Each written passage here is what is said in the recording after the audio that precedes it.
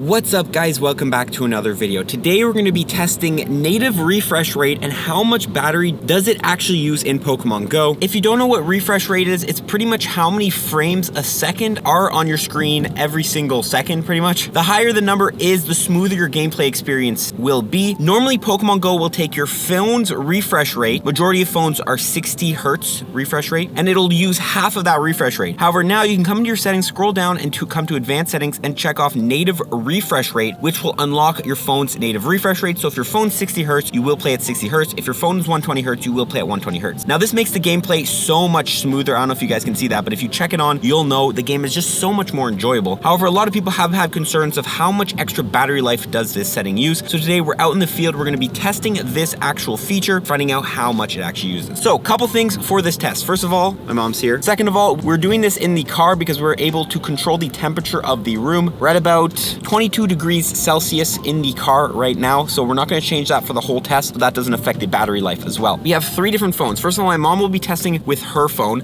Second of all, I have an LG G8X right here that I'll be testing with, and I have an older model phone. Oh, there's a Bulbasaur on the back. This is a OnePlus 5, I believe. This is my old phone I used to run with, and it has had battery issues in the past, so we can kind of compare what a newer end phone compared to an old end phone actually, how does this setting affect that? My mom's phone is an iPhone 11, by the way. So how this test is gonna work, we're gonna do 30 minutes of playing the game with refresh rate on, and then 30 minutes playing with the game non-refresh rate, and we're gonna see how much battery does each of them use. I have a marker here, I have 0 minutes. So first of all, the iPhone is at what right now? 87%. And then my other 2 phones I have charged all the way up to 100%. Now in a second, I'm gonna go ahead and start a 30-minute timer, and I'll start playing the game. Now my old end phone, I'm actually just gonna go ahead and throw it on the side and not actually play with it. My mom's account is logged in on this, but we're just gonna go ahead and throw it on the side and see how does native refresh rate affect a phone that's playing Pokemon Go compared to a phone that just has Pokemon Go open. Also, last thing to note that my mom told me is that sometimes batteries, phones, like we're not sure, but some phones battery is not completely linear. At the start they lose battery slower, and then once it gets lower, the battery goes faster. So that is one error with our testing here. If that is in fact true, battery might drop slower at the start when using the native refresh and then faster at the end. We don't know if that's true, but that's just something to note for this test. I'm gonna go ahead and pop a 30-minute timer here. There you go.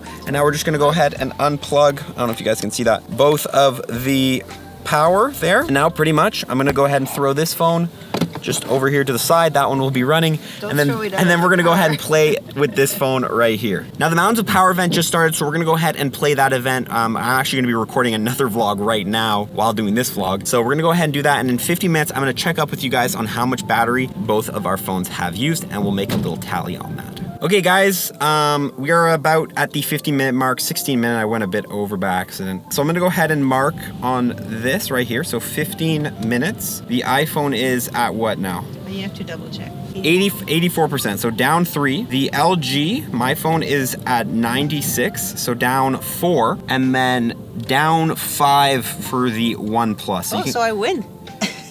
So I think everyone went down, yeah. So the iPhone went down the least, LG second, but the LG, I don't know if it's exactly fair because I am screen recording and stuff like that while recording the other vlog. So that is putting in the work. I'm putting in the work. But that's something you have to know for the test, So far, that's the battery. We'll test with. We'll show you. Well, we'll come back to you guys in about 14 minutes how much more we've lost. Okay, and there you go. That is a 30-minute mark. So let's go ahead and write down 30 min. So Mama, how much? 80%, 7% drop.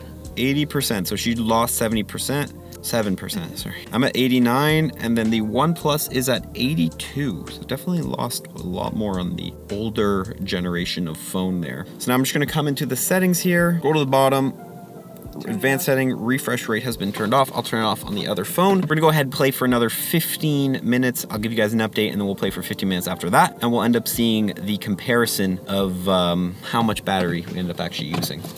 Okay, we'll be back in 15 minutes. Okay guys, time for an update. We're about 15 minutes in here, so let me go ahead and write her down. 45 minutes in. The iPhone's at what again? 75%. So that was a drop of 5%, which is still actually the exact same. It's more than the initial drop on refresh. There might be some weird I don't know. My phone does have a tendency to heat up is one thing, so like that might affect it because my phone, like after a while, it starts to overheat and lose battery slower. So we're at 81%. We went down 8%. And the other phone is at 64%. Yeah, now one thing I'm gonna say is that the game is so laggy with non-native refresh. Like you can see it's just lagging like crazy. And one thing I feel like uses more battery is actually the lag. Like when I open a Pokestop, you see that lag, like the clunkiness of it? I feel like that, oh my God, I've been overexposed this whole time. I feel like that as like, it just doesn't make the battery life go slower. It actually makes it use more battery because of how laggy it is. So we're gonna keep playing until the end of this timer, but it looks like native refresh compared to refresh is not changing the battery life that much, you know? And there you go. Timer for the last clock here. So that's gonna be the hour mark since we started this test. So I'm gonna go ahead and write 60 mins. And we're gonna go ahead and write down the battery life. So remember the first 30 minutes were with refresh rate, and this is at 71 for the iPhone. LG is now at 74. And then the OnePlus is at 49%. So we lost 50% in an hour. So I'm gonna take all this information. We're gonna go ahead and go home. I'm gonna throw it on some sort of data sheet so we can analyze it further. That is it for the live testing. We'll see you guys back in the studio. Bye, guys. Okay guys, we've made it home. Let's take a look at the data we collected and see if we can draw some conclusions. So first thing I'm gonna do is direct you to this chart. This is the chart of the battery life percentage using with native refresh. So this is when we had native refresh setting checked. First of all, as you can see at 0 minutes, the iPhone started with 87%, LG started at 100, and the OnePlus started at 100%. After 15 minutes had gone by, the iPhone dropped to 84, LG dropped to 96, OnePlus dropped to 95, and then 30 minutes, the iPhone dropped to 80, 89, and 82. A total drop of minus 7% on the iPhone, minus 11% on the LG, and minus 18% on the OnePlus. So we can clearly see the iPhone probably has the best battery life here. We then have the without native refresh rate test. So this is the 30 minutes after that we went ahead and used non-native refresh. As you can see, the iPhone started at 80% because we did it right after the last test. The LG started at 89 and the OnePlus started at 82, dropping to 75, 81, and 64, and finally 71, 74, and 49. So a huge drop on the OnePlus. You can see the iPhone dropped by 9%, the LG dropped by negative 15%, and the OnePlus dropped by 33%. So there's actually a bigger drop when not using native refresh than when we were using native refresh. And then finally, after we finished the test, I didn't record this, but we did a little bonus test. As we were driving home, I set a 30-minute timer and we continued to play the game with native refresh activated to try to see if that battery drop is linear. We only did it with the iPhone and LG, but of course we started at 71%, and then 30 minutes later we were at 61 on the iPhone, and the LG started at 74 and dropped to 60, with a total drop of minus 10% on the iPhone and minus 14% on the LG. So now I'm gonna direct you over to this chart, which is gonna show us the final drop percentages and which one actually used more battery. On the left here, we have the battery drop with refresh rate and the battery drop without refresh rate activated. The first test on the iPhone, which is the initial test, dropped 7% with refresh and then negative 9% without refresh. Then, of course, comparing the second test, we did the little bonus one I didn't record. We dropped 10% with refresh and minus 9 without refresh. LG, same goes with this, minus 11 with refresh, minus 15 without refresh, and the second test is minus 14 comparing to the initial minus 15. And finally, the OnePlus dropped 18% with refresh rate and 33% without refresh rate. Whew, big drop there. So as you can see, which test actually used more battery here? So as you can see, no refresh rate actually used more battery on 4 out of the 5 instances in which the iPhone, the second test, the refresh rate actually used more battery. What can we draw from this? Well,